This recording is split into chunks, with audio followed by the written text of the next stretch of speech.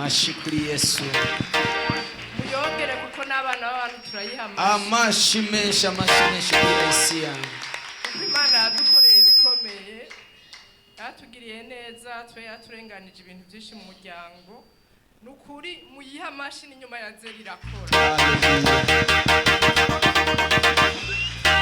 Narabonye urupfu imbere yanje ndi kumwe n'abandi, hamwe mbona ko byose biheze, ariko Imana iraducira inzira. Sura muyiha amashi. Amashi Yesu yawe yakiriwe yakwiriye. Kubyo bwaho abakozi ba Satani basigaye baravuga turiko turagenda ngo erega twihenze, bivuga mwari kuba mwapfuye. Rero Imana hiri mu ijuru yumve ko ndayishimiye n'ibintu byinshi yadukoreye, ariko ico carakoze ku mutima wanje. Yesu nashimwe. Amen. Mane guheza. Haleluya. Amen. Yesu nashimwe. Amen. Cyambere nshimiye Imana nuko yemeye ko nongera guhagarara ngaha. Ubundi kuwa gatanu naragize ikibazo kweri. Satani arahaguruka kungwanya, ndabona ko urupfu rushitse, ubwanje nyene ndabona yuko buheze. Ariko Imana ntiyigeze intererana, yabanye nanje, ntivyari byoroshe. Nari nzi yuko nyene ubuzima burangiye, umwana wanje asigaye ari imfuvyi. Ariko Imana yarahabaye, yumve ko ndayishimiye. Mumpera amashi Imana yakoze ibikomeye. Yesu nashimwe. Amen. Nanje mpagaze ngashima Imana. Uciza Imana yankoreye muri uwo mwaka uheze wa 2024. Naragwajije umwana mu kwezi kw'icumi. Eka mbere twari turwaye twese mu muryango, dusanga baraduhaye ibitarika. Hanyuma ndaja kwa muganga ntarabimenya, janye umwana, hariho naho banyirukanye kubera umwana yarageze ku kiringo yuko adiyara amaraso, yamaze indwi zibiri adiyara amaraso. Ariko rero ndagenda kwa muganga, hamwe baranyirukana, ahandi ngiye banyandikira imiti y'1500. Ndavuga ati Mana, none ko abo turi kumwe kwa muganga bambwira ati uwo mwana naho umutahanye nukuri ucugaruka naho bakurungitse. Jewe ndavuga ati reka ngende, hanyuma senga Imana kubera ndabona iki ni igitero. Burya rero ndataha, haheze imisi bonye ko vyase, ndaza ngaha nje guhiga umukozi w'Imana. Burya hanyakiriye Ejide, Imana imwongera amavuta, yarashoboye gusengera umwana. Ndasubira muhira, mbandanya senga, ndaja muri serire iri yikorera hiyo mu Kanyosha, ndiganira Simplice ukuntu umwana bimeze. Yaramusengeye, mbona umwana aratanguye gutora agahengwe, mbere na diyari irahagarara. Ndagaruka ngaha ari kuwa kabiri kuri uwo mwungere wacu, ndamubwira ukuntu ibintu bimeze, aradusengera twese twari batatu turakira. Arambwira ati burya uwo mwana wawe ukiringo uku kwezi kuzohera umwana wawe atambuka. Kubera narashira hasi naho naja ku isoko kandi yagwaye ahagarara, naragenda ku isoko nkasanga cicaye ngaho nyene, ntiyabuja nta na kimwe yagira. Ndabimwiganira, cambwira ati ukwezi kwa 11 kuzohera umwana wawe atambuka. Burya ku itariki hereza ukwezi kwa 11 nagiye mbona umwana ahaguruka atambuka. Ukomera amashi.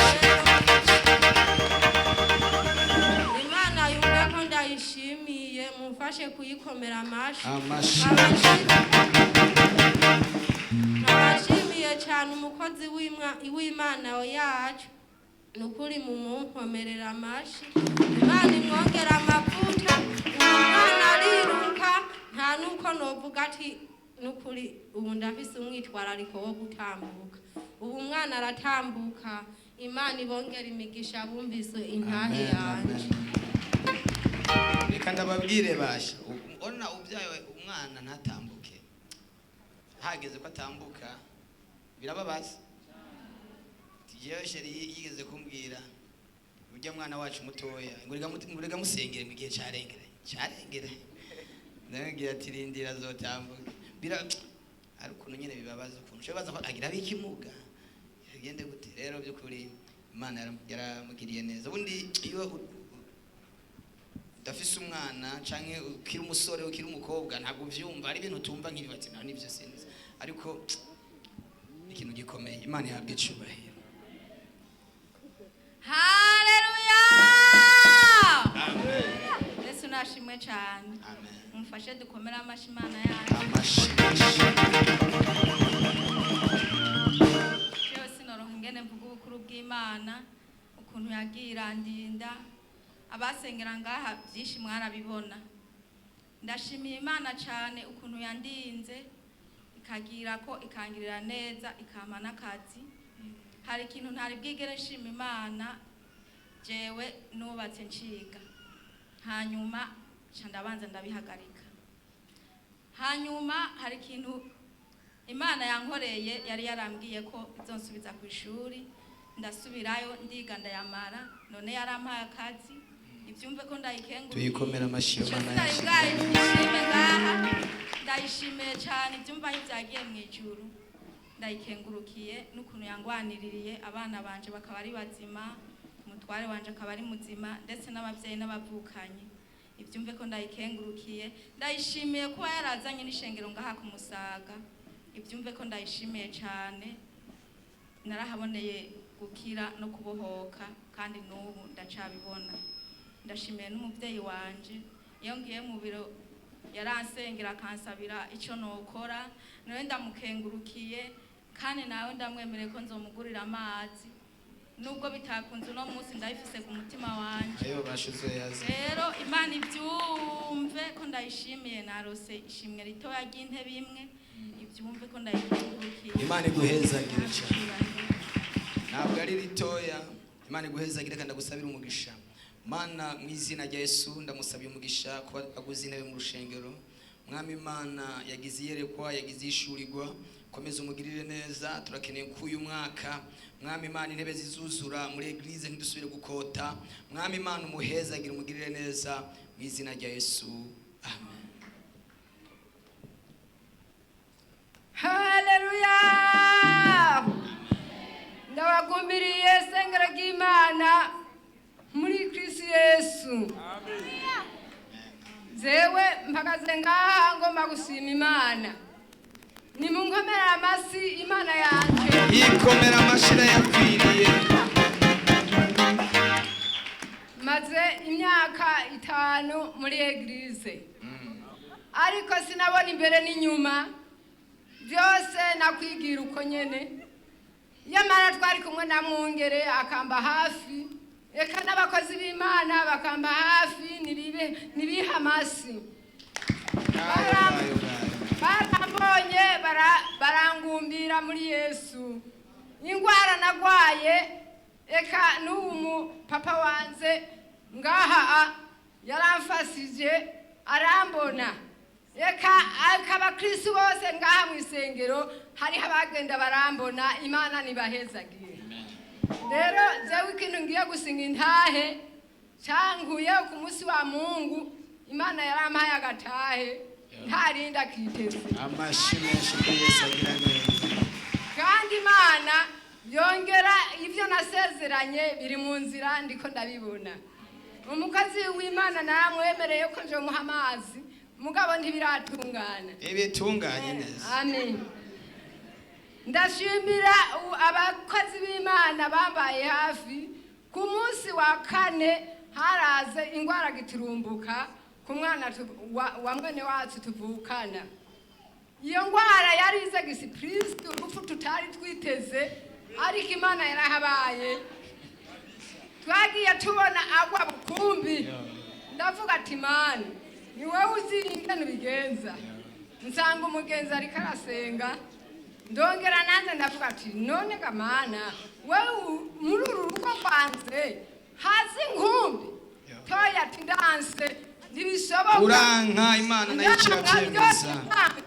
Ndicara ndamusengera amaguru aravyimba umutima wiruka kuko agwaye n'igituntu bamuhaye mu kanwa. Rero muzima yarakize. Yarakize ndashimira Imana n'ubu turi kumwe ngaha. Imana imuhe. Dukomere Imana amashi yamugiriye neza. Yaranse urupfu rurahunga. None sengero ry'Imana ndabashimiye kuvyiza byiza mwagiye murakora ngaha na mwungere wanze ivyo yakoze ndamushimiye. Imana nimuhezagire imuha amavuta, imwongere ubushobozi, imwongere imbaraga. Ikindi nangaye gushima nuko nagiye kuba umuririmbyi. Be waronse umutahe wangahe buriya? Barampaye umutahe ya 50. Nzoguha yandi 50 kwa Mungu yangu. Imashi. Ucuruze. Abumvise gusima kwanze Imana ibampera umugisha. Amen. Ucuruzi w'umucuruzi akomeye. Urabona bo byabereye niki? Haleluya. Amen. Haleluya. Amen. Nabuze aho mpera naho mpereza. Ariko Imana yacu yahabwa icubahiro. Tuyizamura icubahiro agaheza gigwa yo Mana. Ntabwo ngushimira Imana kubwo umubyeyi wacu. Izina mubyaza ubutumwa bwiza. Imana iramugirira neza. Amashi menshi kuri Yesu. Areka abantu mutavyara. Hanyuma nanze ndashimira Imana ko yanzigamye mu muryango, ikanzigamira umuryango ndetse n'isengero. Mbo je umwaka watanguye bitameze neza, twitaye hajya saa sita y'ijoro umwungere wacu aduhamagaye tuze hano. Mesaje kirakoroka, umudamu wanze yari mu bitaro. Ibitaro bimwe yararimwo, hariyo umuhungu twakoranye yakora muri farumasi, acarana telefone ati iyo bizahose umudamu wawe karabaye. Ndavuga ati jewe ndi imbere y'Imana nawe ari imbere y'abanyabwenge, nibibuko bibaye na telefone cyo ndayizimya. Abanya ndasenga. Haheze umwanya ndayakize tuvuye hano, hari undi muvuzi nyene asengera hano yakora kuri ivyo bitaro, arambwira ati iyo bizahose karabaye. Ndavuga ati nanze uko biri kose ndi hejuru ndi imbere y'utanga ubwenge nawe ari imbere y'abanyabwenge. Imana irabiroranya. Imana yaratugiriye neza, arava mu bitaro bitorose. Nyuma yaho haheze iminsi 4 avuye mu bitaro. Ndi mu buzima bwa minsi yose nanze bashobora bamfata barafunga. Ndavuga ati ibintu nibiki. Mari iminsi 4 mu gaso. Nyuma yaho nabonye ikiganza cy'Imana, bandekuye mu masaha abantu numwe batiteze ko borekura umuntu. Bandekura saa 5 y'ijoro baragwana, abari bamfunze baravuga ati umuntu akwiye kurekurwa. Bamwe baravuga ati none tumurekura aya masaha. Barahamamagara barambaza mu biro abapeze barenga 5 bafatanye masaha. Saa 5 y'ijoro bakiri. Saa 5 y'ijoro baravuga ati none two kurekura wote ndize ndataha. Ndi hano atacho ndiko ndazira ariko ndabona barandekuye n'umudamu wanze ari hari ndataha. Amashi menshi kuri Yesu yamugiriye neza. Hejuru y'ibyo ntibyari byoroshe. Umudamu wanze kubyara igikoko. Twaciye mu ngorane nyinshi, ndaza mu madeni adasanzwe. Amadeni ntari bwigerenja. Amadeni y'amafaranga ntari bwigere ndonka mu buzima, atari nuse yayo. Ndagira inzara idasanzwe. Twicaye hajya umwungere avuga ati Imana irakuriye amadeni. Ntabona imbere, ntabona inyuma. Inyuma y'indwi 2 Imana ibiranyishuriye irandihira amadeni. Zamuri biganza ku mwami wacu Yesu dutele haleluya. Ndashimiye Imana cyane. Hejuru yo gusimira Imana ndashimiye n'abambaye hafi, bamama Mugisha n'abandi basenzi baza muhira bakamfasha gusenga. Hejuru y'ibyo ndashimiye umubyeyi wacu. Imana igukomeze. Amen. Kirenge yico tuzobane mu gihugu cyacu. Haleluya. Cyo kirakomeye cyane. Mwegere. Haleluya. Amen. Basabye kubwira mu nkomera amashimana.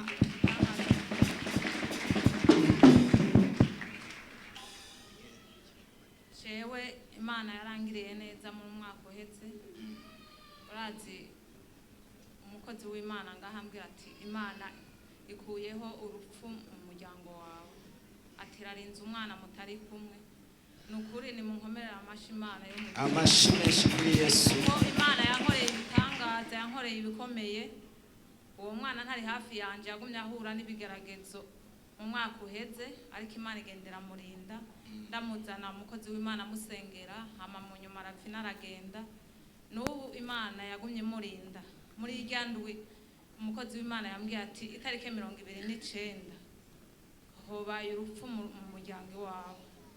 rero imana yarabikoze ubu ni muzima ameze neza yari yafashwe n'ikintu mu mugongo amara iminsi akigwara akimbwira ati mama ni ukuri numva byanka ndunama bikanka nkagororoka bikanka nireka dusenga imana icyo gihe ndafata igipfungo aho ndabyumviye ngaha baca umugani ngo iyo ibuye riserutse ntibaricisha isuka.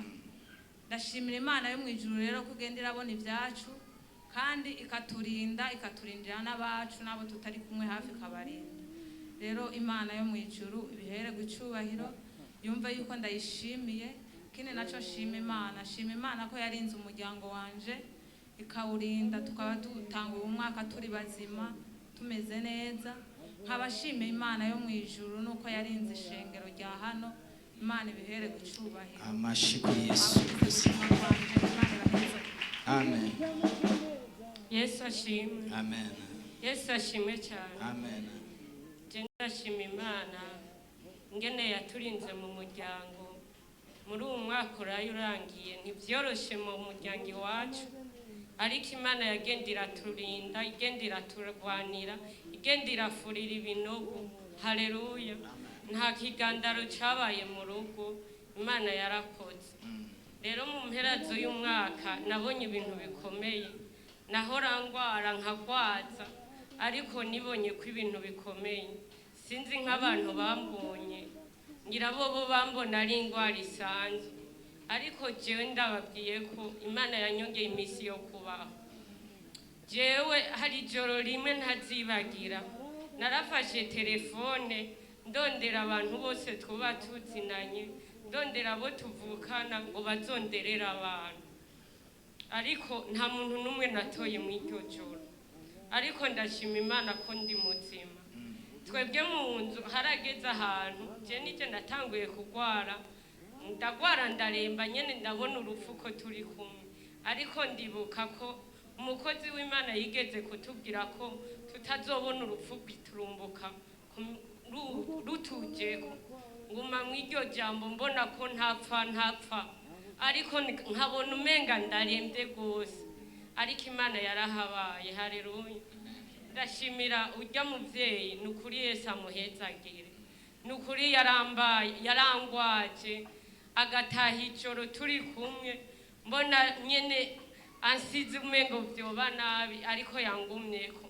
Gushikisa sindabona ikintu noha imana, nta nico noronka, ariko imana yarahabaye.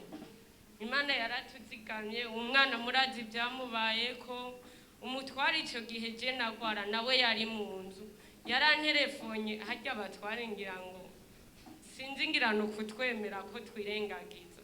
Ndibuka ko je yasize ndi mu nzu ntashaka kuvyuka, ariko arigiye kukaza ageze muri ville nawe biranka, acaranterefona sanga umwapera arambara. Ashitse rero niho yambarira ati burya narembye. Ndiyumve none yambarira ndamusangeyo canke yambwira ngo ngirike, ariko nza mbona araje ambarira ko yarembye. Ntimana ishimwe ko washitse.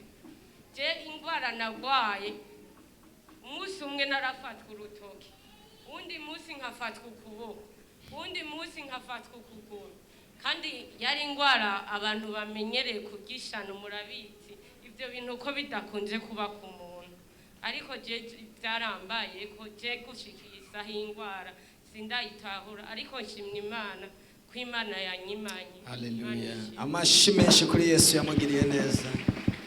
Kuri Yesu ni mwiza. Yesu nashimwe. Amen. Yesu ashimwe cyane. Amen. Amanda baramukije mu izina rya Yesu. Amen. Jewe nahagurutse uyu munsi mwa kino kibanza ndi nk'umushitsi. Nagiye kubw'ubutumire bwa musaza wanjye, ndasabye aho yicaye abyaguruka aze hano.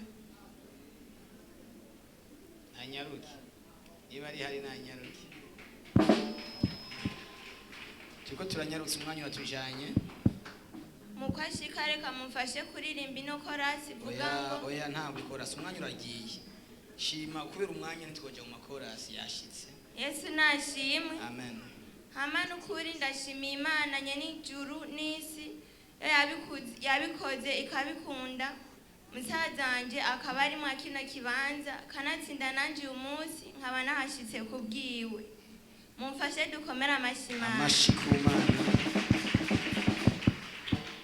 Yesu nashimwe. Uyu ni musaza wanje mu nda ya mama agira 4. Mu nda ya mama na papa twebwe turi abana 12. Imana yarabikoze irabikunda, nanje ndayishimiye. Yesu nashimwe. Hama kuba magurutse kugira ngo bikunde nshime. Uyu musaza wanje jewe nkiri muto cyane ngira niga mu mwaka wa 4 wa 3 w'ishure muri primaire, nahoze numva yuko yakuze asenga mu eglise yitwa Emmanuel, yari riri aho haruguru muri rirare batazira ku muyaga. Yesu nashimwe. Kuva icyo gihe nanje maze gukura ndashika mu 7 mu 8 mu 9, musaza wanje yahebye gusenga kuko nanje ndakunda gusenga. Amaze guheba gusenga araronka akazi, nta kazi yigera abura. Yesu nashimwe. Mw'icyo gihe acaja mu bintu dukunze kwitwa ngo akaboregwe. Yesu nashimwe. Amaze kuba ari umuntu akunda kunywa inzoga cyane, ndabona ubuzima kuri we burahinduka. Ndaba mu nzu ndavuga ati mbega Mana, ibi ko wabikunze ko bimubako ni kuki? Ariko hari korasi nkunda numva ikunda kuvuga ngo ku bugombe bw'Imana si kugenda utumbereye, ngo hari naho uzunguruka ari ubugombe bw'Imana. Yesu nashimwe.